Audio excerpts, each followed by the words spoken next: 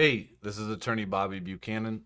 Today we're going to talk about whether or not you can put divorce proceedings on hold. This is Illinois Divorce TV. Now let's dive in. So, can you put them on hold? Yes, but there's a caveat. You have to get the agreement of both parties. So, in Cook County, Illinois, what they call it is the reconciliation calendar.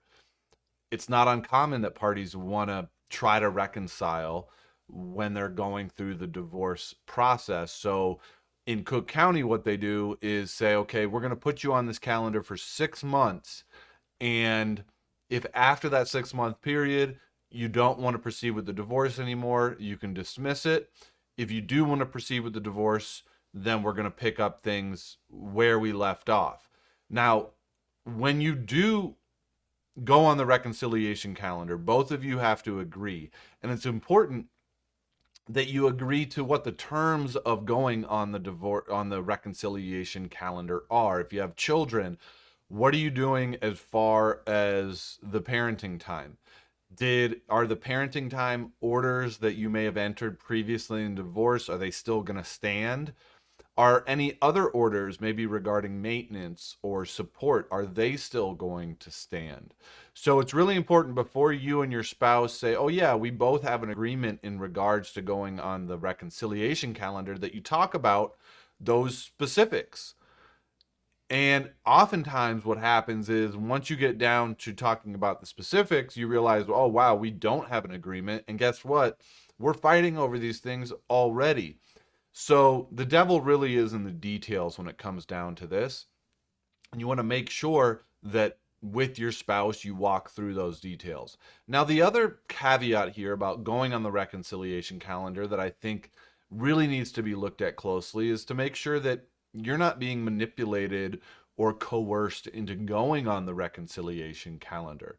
Is this something where your spouse is threatening you or maybe manipulating you psychologically, convincing you that it's the right thing to do, and shaming you if you don't do it?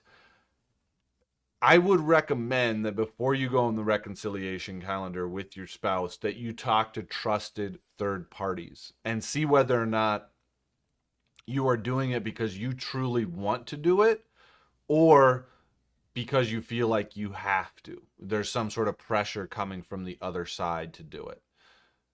Filing for divorce is not an easy thing, and many times people feel trapped in their marriage, or they convince themselves over years and years and years that it's the right thing to do to stay in their marriage because of the kids or because of their own belief in the in marriage, the institution of marriage. But in fact, they're in a very unhealthy, toxic relationship with their spouse, and getting out of that marriage is the best thing that they could ever do for themselves. So before you jump back on before you jump into the reconciliation calendar, really look in the mirror, talk to someone you can confide in, and see whether, maybe it's just the stress of the divorce process that is making you say, oh, I don't want to do this anymore, when in fact that the stress of the divorce product process is a direct reflection of the toxic nature of your marriage. It wouldn't be stressful if you and your spouse had a normal relationship. And the reason that it's so stressful is because you two are toxic together, and your spouse is manipulating you in one way or another to make you feel this way, or pushing certain buttons they know they can push, and you're saying, I can't handle the stress, it's just too it's easier just to be with them. And so diving onto the reconciliation calendar is something that is not in your best interest. Not to mention, it might not be in the best interest of your children either.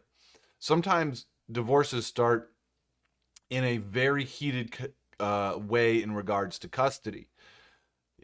It might be a situation where your spouse, the other parent, is not a good influence on your children, or has done things that make you seriously concerned about whether or not your children are safe in their presence.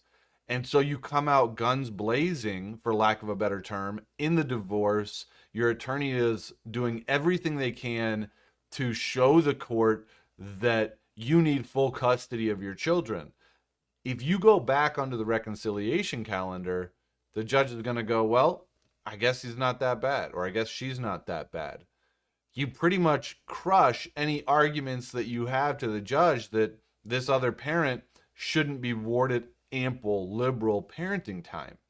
So before you jump onto the reconciliation calendar, you're really going to want to look at whether or not it makes sense, whether it's in your best interest, whether it's in the children's best interest, whether you and your spouse have agreement on the terms of the reconciliation, and then you can go onto the reconciliation calendar. I hope that helps. If you have any comments, let me know below.